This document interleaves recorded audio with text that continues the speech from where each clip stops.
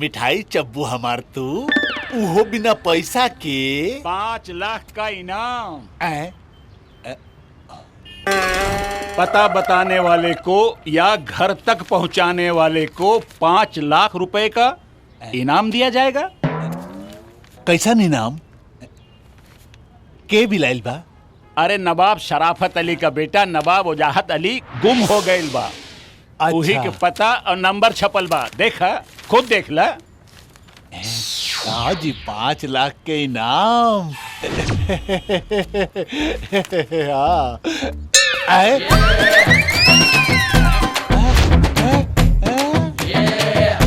5 लाख चल के आवता। आदाब। आधा। एक गिलास पानी मिलेगा हमको? अरे पानी का रवा के चाय नमकीन मिठाई मिर्ची सब मिली। बैठी बैठी। अरे ललुआ। जी मालिक। अरे साहब के जौन जौन खाए के बाद तो सब लेके आओ किया। अच्छा, हाँ, नहीं, नहीं नहीं हमारे पास पैसा नहीं है, खाली एक गिलास पानी पिलवा दीजिए। अरे रवा पैसा वैसा के कौन बात बा? जौन जौन मन करे तो खाई खाई। रवा खाई हम उतारी। अरे बाप रे बाप।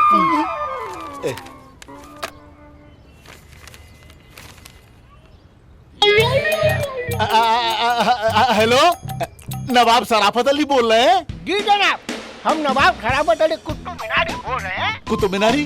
जी जनाब, जो कुतुब मीनार है वो हमारे बाप दादाओं ने बनवाया है और उसी कुतुब मीनार पे बैठ के हम अपने साहबजादे वजाहत अली को ढूंढ रहे हैं, मगर वो कमबख्त हमको दिखाई नहीं दे रहा है। अरे तो वहाँ कहाँ से दिखाई देंगे? अरे वो तो यहाँ बड़े हमारे बिहार में। बिहार में? अरे उस कमबख्त को एक लाफा के मारा बिहार पहुँच गया। आने दो उस कमबख्त को, मार के टंगड़ियाँ तोड़ दूंगा। नहीं नहीं, देखिए देखिए, सुनिए ना, गुस्सा थूक दी। 1 मिनट। थूक दिया। कुत्ता कहीं का। हम प्रभु बेटा के समझा बुझा के मना के ले आए। अरे आप तो बड़े सलीकेमंद समझदार और सूझे हुए इंसान लगते हैं। अब हमारे शहजादे के 5 लाख इनाम के साथ आपको मैं 2 लाख नजराना और दूंगा। 7 लाख है? जनाब, हम वादे जी जी जी जी जी। अरे जय हो लक्ष्मी भाई, 7 लाख रुपया। रे ललुआ। जी मालिक। कुछ खेले हैं साहब के? जी मालिक, 7 समोसा, 8 रसगुल्ला, 5 को बर्फी, पाव भाजी जलेबी, 4 गिलास दूध, पैसा जोड़ ली दन दनादन। वो सब हम जोड़ ले। तेजो तेजो। ठीक ठीक ठीक बा मालिक। देखिए, हम 3 दिन से भूखाए थे ना, इसीलिए इतना खा गए, लेकिन हम वादा करते हैं कि मेहनत मजदूरी करके आपका पाई पाई चुका देंगे। अरे मेहनत मजदूरी? अरे नवाब साहब का लड़का होके तू मेहनत मजदूरी कर पा?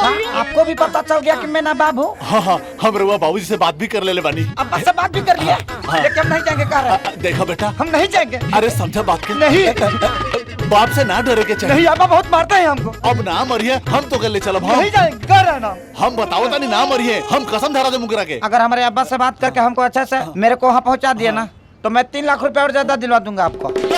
हाँ। पहले 5 लाख, फिर 2 लाख, उगरा बाद 3 लाख, 10 लाख की लॉटरी। ए नवाब की औलाद।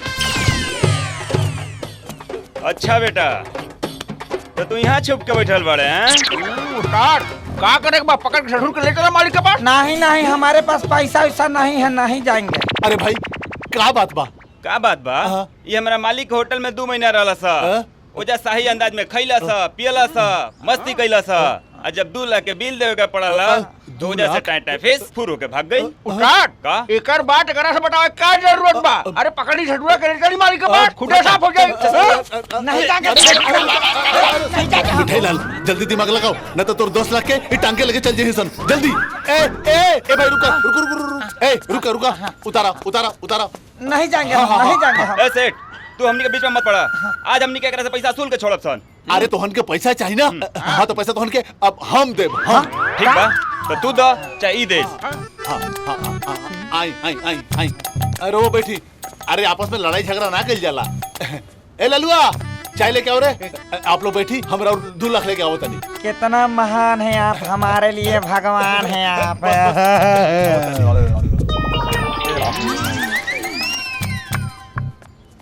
इला 1,99,990 रुपया। 990 रुपया? हाँ। 10 रुपया काहे कम बा? 2 गो चाय के काट लेनी हम। ठीक बा। चला चला चला, जाई। रोवा लोगन में इंसानियत नाम के कोनो चीज ना रह गइल अब तो है जाई कहाँ गइल पिटाइया ए छोटो है?